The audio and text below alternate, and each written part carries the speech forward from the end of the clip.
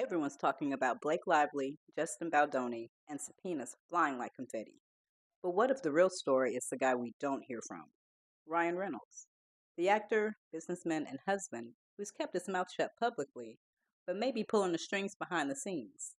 Today, we're digging into Reynolds' quiet but calculated role in Hollywood's messiest drama. Quick recap. Lively accuses Baldoni of SH in retaliation on the set of It Ends With Us. She files with the Civil Rights Department, then escalates with a federal lawsuit.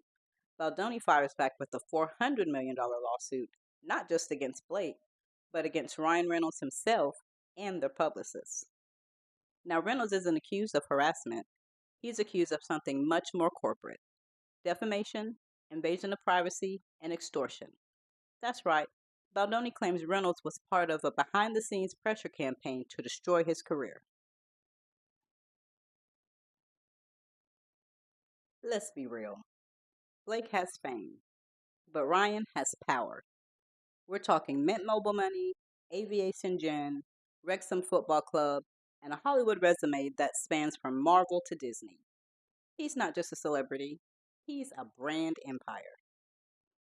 And that empire gives him access to lawyers, to PR machines, to corporate boardrooms.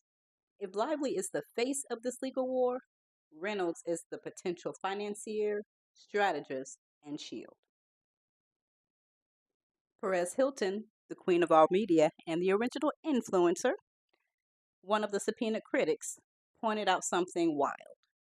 One of the only reasons Blake Lively stays so insulated in the storm is because she's married to Ryan Reynolds. That marriage is more than romance, it's leverage. Think about it. Ryan's squeaky clean public image and America's favorite prankster branding act like a shield. Nobody wants to go toe to toe with Deadpool, the gin mogul, the soccer savior, and that puts Baldoni at a disadvantage because he's not just fighting Blake, he's fighting the Reynolds machine.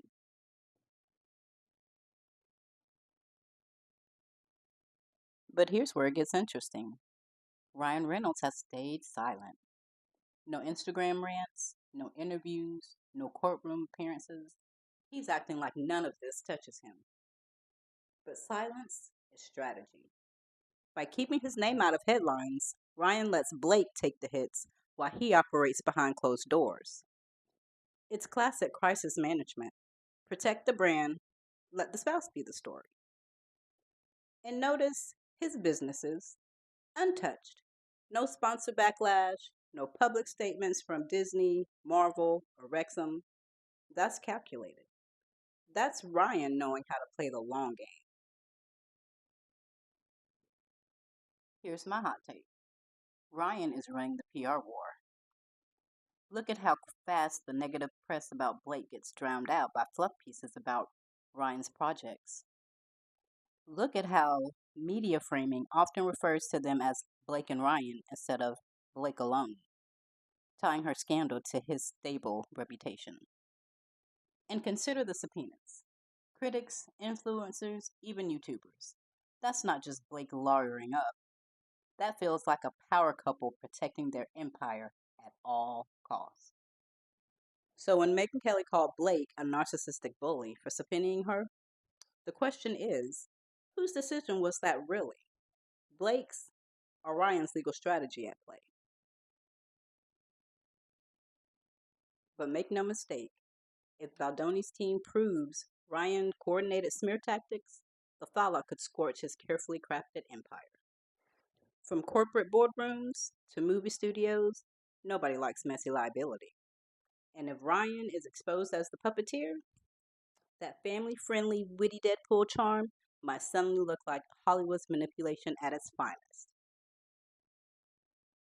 So, is Ryan just a supportive husband in the background, or the secret weapon in Blake's war chest? That's the hot take. Maybe the loudest silence in Hollywood right now is his. What are your thoughts? Do you think Ryan is the puppet master or just an innocent bystander?